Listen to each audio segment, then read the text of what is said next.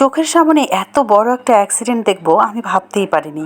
আমি আসলে আমার চোখের সামনে এই ধরনের অ্যাক্সিডেন্টগুলো খুব কম দেখেছি। খুব কম বলে ভুল হবে, আসলে দেখিইনি বলতে গেলে। আজকে আমার বড়পার বাসা যাচ্ছিলাম গাইবান্ধায়। যাওয়ার সময় মিঠাপুকুর পার হতে না হতেই দেখলাম চোখের সামনেই একটা বাইক এসে একদম ট্রাকের সামনে, এই যে ট্রাকটা দেখতে পাচ্ছেন, এই ট্রাকের সামনে পড়ে গেল। আশেপাশের লোকজন বলাবলি করছে যে লোকটা ডেড, মানে মারা গিয়েছে সঙ্গে সঙ্গে। কিন্তু দেখেন, ট্রাক ড্রাইভারের কিন্তু একটুও দোষ ছিল না। অথচ আমরা কিন্তু সেই ট্রাক ড্রাইভারেরই দোষ দিচ্ছিলাম। আসলে তার এত বড় একটা বাহন হঠাৎ করেই ব্রেক করা কিন্তু সম্ভব ছিল না। আর ট্রাক তো সোজাই যাচ্ছিল, পাশ থেকে বাইকটা যে ঘোরালো তাকে একটু সাবধান হতে হতো। একটু সাবধানে থাকলে হয়তোবা তার আজকে জীবনটা বেঁচে যেত।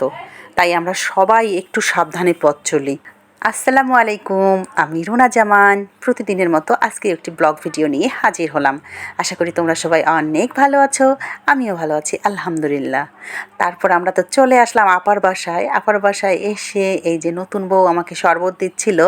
শরবত খেয়ে তারপর আমরা এই যে ভাত খাবো এখন, একদম সিম্পল খাবার। আর গাইবান্ধার মানুষ দেখেন, খাবার প্লেটের সামনে কিন্তু একটা লবণের বাটি থাকে, তারা কাঁচা লবণ খায়। আমরা কিন্তু কাঁচা লবণ খাই না, কিন্তু গাইবান্ধার মানুষ আমি দেখেছি সবসময় কাঁচা লবণ খেতে পছন্দ করে। তারপর একটু আশেপাশে ঘোরাঘুরি করলাম। ঘোরাঘুরি করার পর রাতে আবার আমার দেবরের বাসায় দাওয়াত ছিল। আমার দেবরের বউ হচ্ছে অসুস্থ, প্রেগনেন্ট। তারপর সে এতগুলো রান্না করতে পারবে না, তাই আমাকে বলছিল, ভাবি আপনি আসেন। আমি ওকে বলছিলাম যে এখন আসলে সবাইকে ডাকার দরকার নেই, পরে যাব, কিন্তু সে মানছিল না। তারপর আমার বোনদেরকেও যেহেতু দাওয়াত দিয়েছে, তাই ওরা এই যে চলে এসেছে, আর আমি আগেই এসেছি। এসে একটু রান্নাবান্না করলাম, ওরা সবাই আসলো। সবাই আসলে আত্মীয় স্বজন, মানে সব মানে সম্পর্কগুলো ঠিক রাখার জন্য আসলে সবাই সবার বাসা যেতে হবে।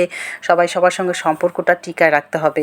যাওয়া আসা বন্ধ থাকলে, কথাবার্তা বন্ধ থাকলে আসলে আমাদের সম্পর্কগুলো আস্তে আস্তে নষ্ট হয়ে যায়।